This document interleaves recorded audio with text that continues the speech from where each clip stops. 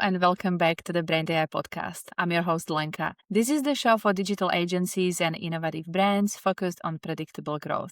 We deliver AI solutions and systems required to streamline client acquisition and automate service delivery, ensuring you are maximizing your capacity to scale.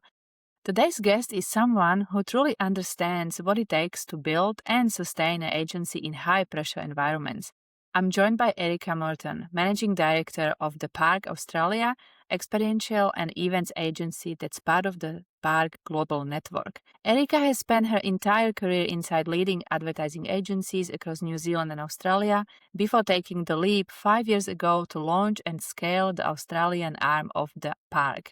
In this episode, we explore what experiential marketing can achieve that digital alone can't, why live experiences matter more than ever, and where brands often misunderstand the space. Erika, welcome to the show. Thank you so much. And what an amazing introduction.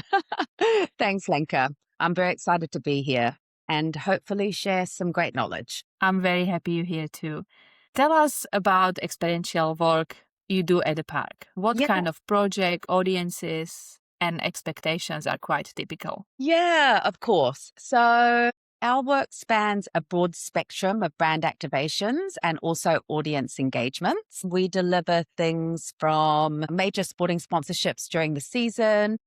It might be headline-grabbing PR stunts, B2B experiences at conferences, large-scale event management, new product sampling, and then content amplification strategies to extend the reach just past the physical experience. And the audiences that we engage significantly depend on the brief and the client. For our sports sponsorship clients such as Commonwealth Bank, ASICS, Hungry Jacks, we might be connecting with a really highly passionate cricket or AFL or soccer or marathon runners. For clients like Pinterest, we're engaging CMOs and advertising agencies seeking meaningful ways to engage and capture a Gen Z audience. With Klook, our online travel client, they're targeting fun-loving Gen Zs and millennials. Or we could be talking to a household shopper at point of purchase. And expectations, again, will vary based on brief. Sometimes it's about generating enthusiasm and excitement. Other times it might be pure surprise and delight. It could be about deepening a product offering and service. Ultimately, it's all about converting the audience engagement to brand affinity and long-term love. Love it. What a fun projects to work across. It really is. What unique problems can experiential marketing solve that digital marketing cannot? So, great question. Simply put, experiential engages people in a human sensory way. It captures real emotion, real expression, and unfiltered feedback in the moment. It's not clicks, it's not depth scrolling, but genuine reactions. And what I also love about experiential marketing is that it really allows for real-time optimization. So live experiences can be tweaked on the spot. And I might just give you an example because I love bringing examples into it. We were running an activation recently at both Cronulla and Manly Beach. And for our client, they had done a partnership with Anita Gelato, and we were essentially giving out complimentary gelato. Of course, with anything that's complimentary, one was loving it. So the queue was around the block, spanning like the length of the beach.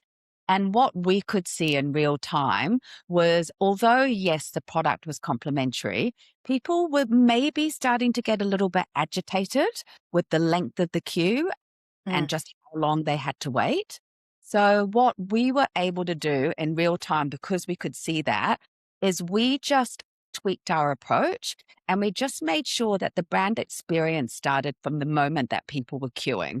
So we moved our staff over from the park to work the queue up and down, a really honest, transparent conversation with them about, just so you know, it's about a 10 to 15 minute wait. Then that way people could decide if they wanted to stay in the queue or they didn't and, they wanted to move on. We also were giving away sunscreen and water. So instead of asking people to come up to our little stand and get the sunscreen and water, we moved the sunscreen and water to them. So whilst they were queuing, they were receiving other complimentary items. And then we also explained to all the people in the queue what the gelato flavors were. So they'd already made up their mind by the time they got to the gelato cart. So I just think that because we could see slight agitation in people, we were able to tweak our approach, and then it just made for a much better outcome.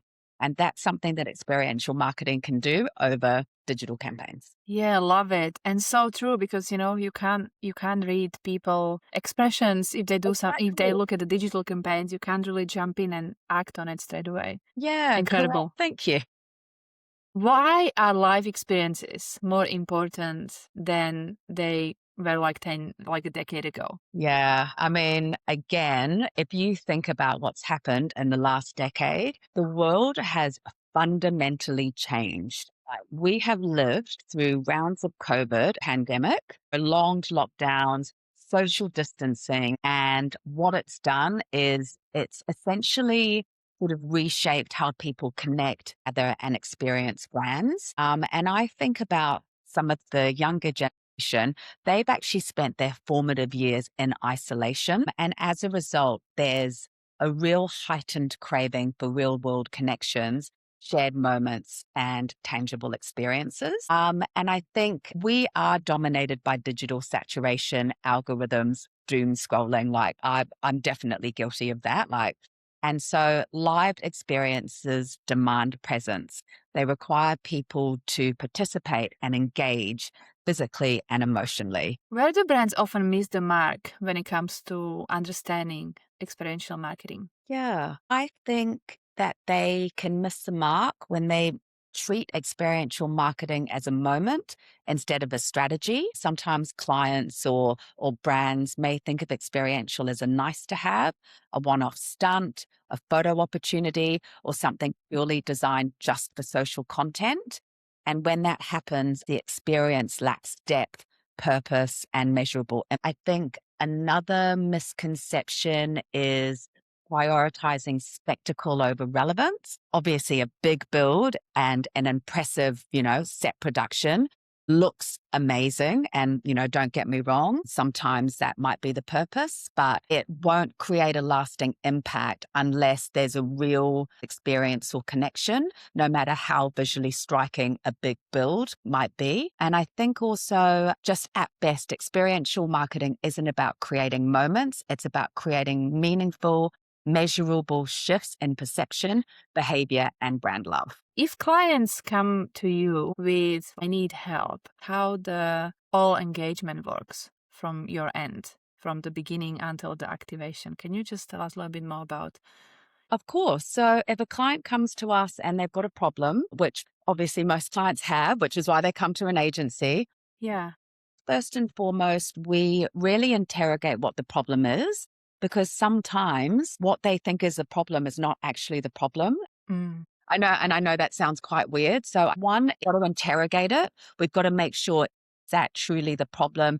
Is that truly what you're wanting to solve? So the first phase is strategic evaluation and interrogation.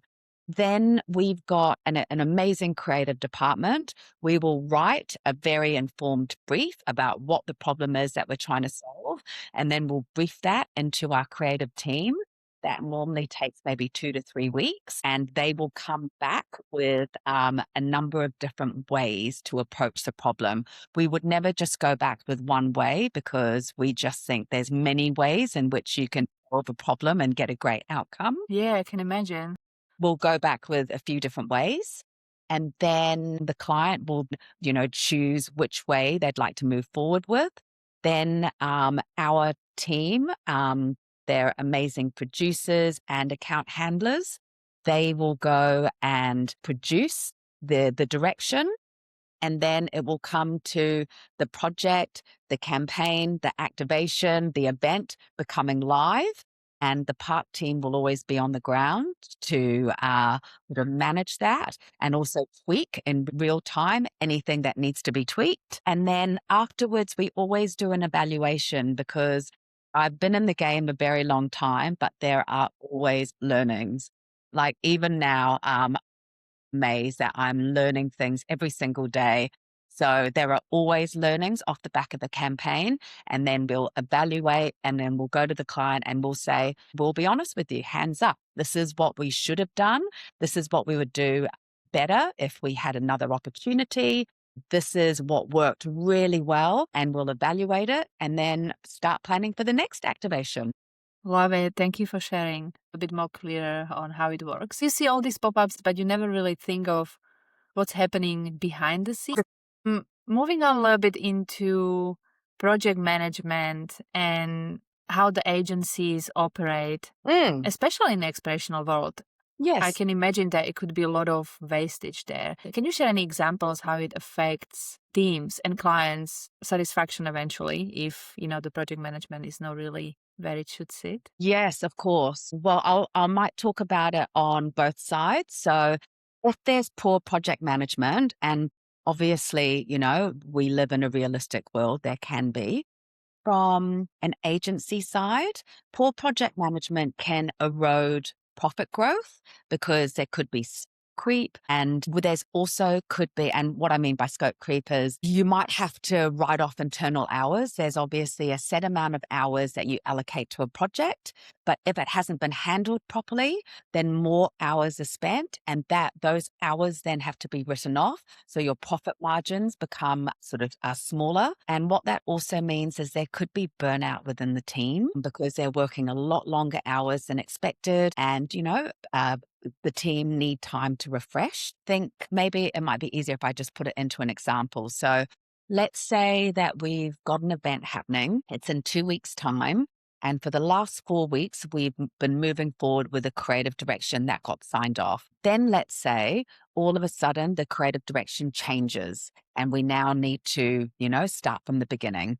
So the effect that it has is we're now going to have to pay more money to any sort of external build suppliers because they now need to almost start again, and there will be rush fees. The team, from a perspective, now have to work longer hours. They may now need to work over the weekend to make it happen within a shortened period of time. Team morale goes down because no one wants to have to give up their weekends or after hours. The project margin dips, which is what I was just saying before. And then from a client perspective, the client senses urgency and tension because the team, are overtired. So now the client is not feeling as confident. And finally, you get to the end result and it's all looking great. Don't get me wrong, you've still delivered, but it's just caused all these at what cost along the way for both the client and then also for the agency. So what that might mean is that the client may not want to work with the agency again because the agency has just taken them on a bit of a wild goose chase. And now, there's been a lot more pressure over the last couple of weeks than what needed to be there, even though the event looks great. Yeah, it is like a snowball, right? Once it starts, it just keeps rolling basically and growing, and it's getting out of control. Yes. How has AI changed your work at the park? And what do you see as a challenge or a big opportunity? I think that AI has had a positive effect in a couple of ways. The industry that we work in, agency life, you've got to pitch a lot for work. You've got to put forward sort of ideas and proposals, and there's no guarantee that you're going to win the project at the end of the day. So I think where AI is really helpful is AI is able to visualize ideas at a very low cost or at zero cost, essentially, whether or not you might have a sort of an AI subscription that's relatively low versus paying for human resourcing and power for a project that may not necessarily go forward. The other area where I know the team really and appreciate AI is if we're pulling together certain sort of documents, like maybe health and risk sort of documentation or things that normally we would go externally to and can also take a little bit of time. So AI is quite good at pulling together the bones of that template. Please don't get me wrong, everything still needs to be checked religiously, but it can really help with just shortening the time of certain production elements. Where I see AI as a challenge is where it replaces thinking rather than supporting it.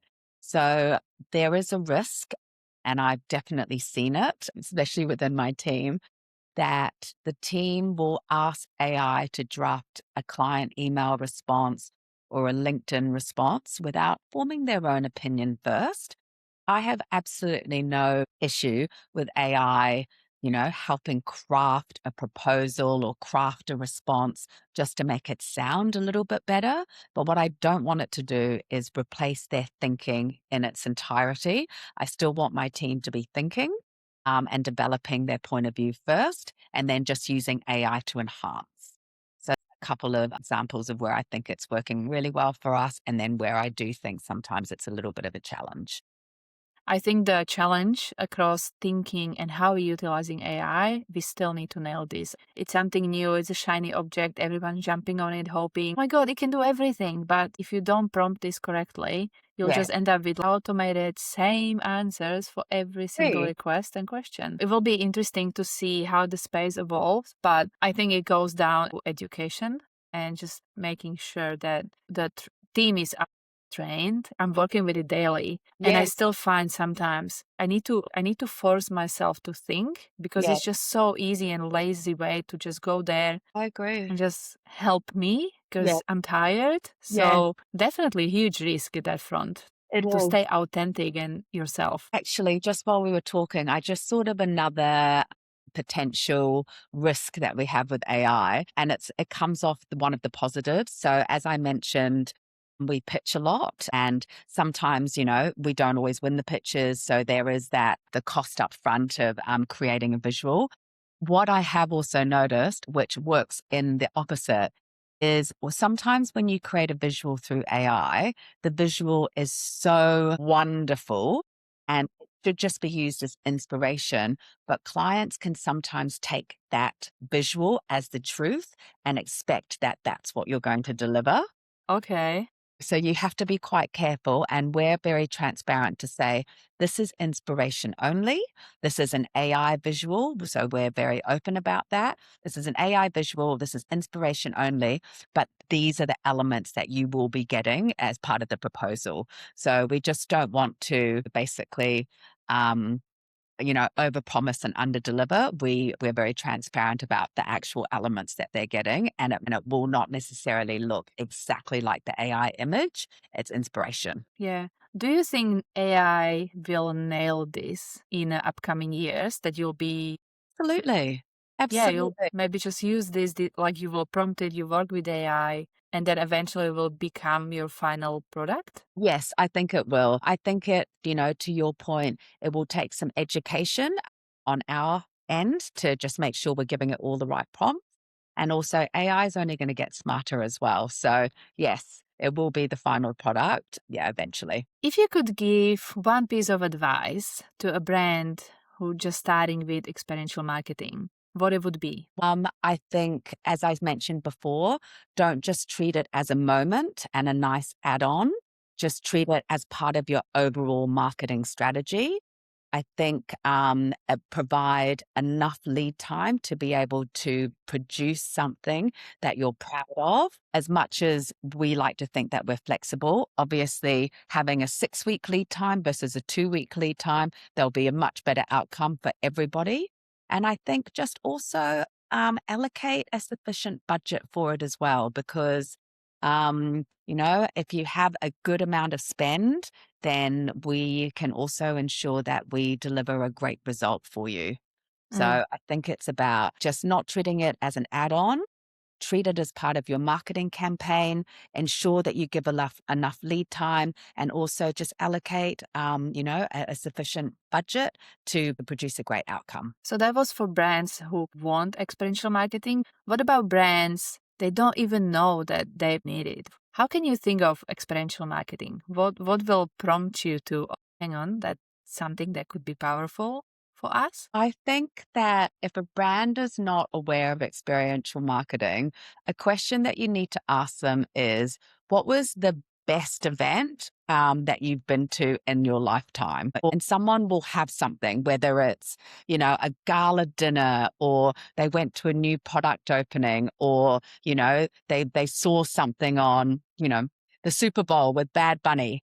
Like that is experiential marketing. Anything that makes you feel something, that makes you want to talk about something, that is an experience. So if you could say to them, we can deliver the same experience that you felt when you went to your gala dinner, when you went to your friend's bar mitzvah, when you saw Bad Bunny at the Super Bowl, that is experiential marketing. We can do that for your brand. I think putting it into terms that they understand is probably the right approach. Thank you so much. Lastly, before I let you go, what would be the best way to connect with you if someone would like to have a chat or learn more about the park and what you guys do? Just send me an email. It's Erika with a K at thepark.sydney. Would love to chat. Thank you so much. I will link this below in description, including the website. For our listeners, thank you for tuning in. We'll be back with another interesting topic. Thank you, Erika. Bye.